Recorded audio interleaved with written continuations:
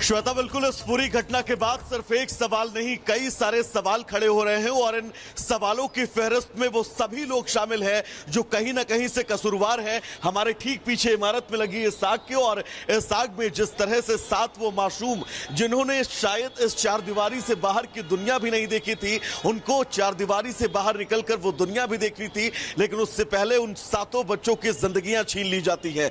ये हादसा कितना भयानक था उसकी तस्वीर भी हम अपने दर्शकों को दिखाएंगे, क्योंकि ये ऑक्सीजन के सिलेंडर जो है वो दरअसल इस बेबी केयर में रखे हुए थे और बताया जा रहा है कि अवैध रिफिलिंग भी यहां पर ऑक्सीजन सिलेंडर्स की जाती थी। जो वीडियोस हम अपने दर्शकों को लगातार दिखा रहे हैं उनमें आप देख भी सकते हैं कि कैसे यहां पर जब आग लगी उसके बाद ये ऑक्सीजन सिलेंडर ब्लास्ट होकर न सिर्फ इस इमारत के इस परिसर के अंदर तक सीमित रहे, बल्कि यहां से वो बाहर जो है वो निकलकर कहीं ना कहीं से सड़कों तक भी पहुंचे। आप अगर एसी की कंडीशन देखिए, अंदर पंखे की कंडीशन देखिए, पूरी फॉल सीलिंग की कंडीशन देखिए और साथ ही जो अंदर कुर्सियां पड़ी हैं, और ये स्थितियां और इन स्थितियों के बीच आप सोचिए जो मासूम बच्चे यहाँ के आईसीयू वार्ड में एडमिट थे, उन बच्चों तक ये आग पहुंचती है और उन बच्चों को अपनी चपेट में ले लेती है। सवाल इस लिहाज से भी कि आखिर जो एनओसी दी जाती है वो कई मानकों को ध्यान में रखकर दी जाती है, क्या फायर सेफ्टी के वो सारे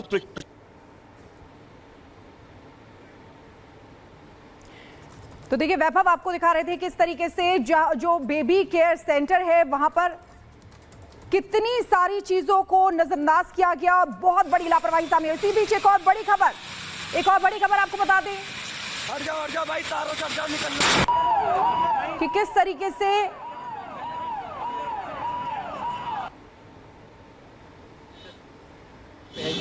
ये केयर सेंटर अगर लीगल प्रोसेस है या नॉट लीगल प्रोसेस है उसकी जिम्मेदारी एसोसिएशन की नहीं होती है, क्योंकि ये फ्रंट साइड कमर्शियल रोड पे है। अब क्योंकि एडमिनिस्ट्रेशन ने इनको अलाउ किया तो उनको सोचना चाहिए था ये अलाउ क्यों होते हैं। अब देखिए 11 में से 4 बचे, 7 हमारे देश के फ्यूचर खत्म हो गए, विच इज़ वेरी रॉन्ग। सरकार को आगे से ये चीज़ें निश्चित करनी चाहिए कि ऐसी परमिशन नहीं देनी चाहिए। उन परिवारों की सोचो, उन माओं की सोचो, 9 महीने जो उन्होंने बच्चा पेट में रखा उसके बाद ये हालात उन्होंने कभी सोचा भी नहीं होगा। Really bad of the administration. आगे से ये परमिशन अलाउ नहीं होनी चाहिए। तो लोग कह रहे हैं कि यहाँ पे ऑक्सीजन सिलेंडर को रिफिल किया जाता था। देखो सुना तो मैंने भी है, लेकिन जो मेन जो आग पहुंची है, जो मेरे को पता चला है, मे बी रॉन्ग ऑल्सो, जो मेरे को नर्सेज ने बताया कि आग 2nd फ्लोर की किचन में लगी है।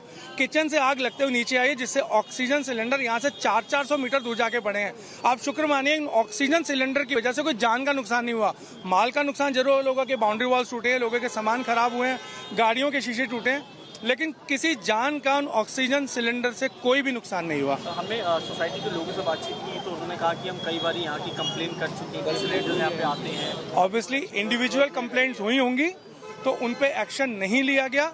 RWA इस बारे में इसलिए हेल्पलेस है क्योंकि ये कमर्शियल रोड पे पड़ता है और कमर्शियल रोड की जनरली RWA एसोसिएशन की सुनवाई नहीं होती है।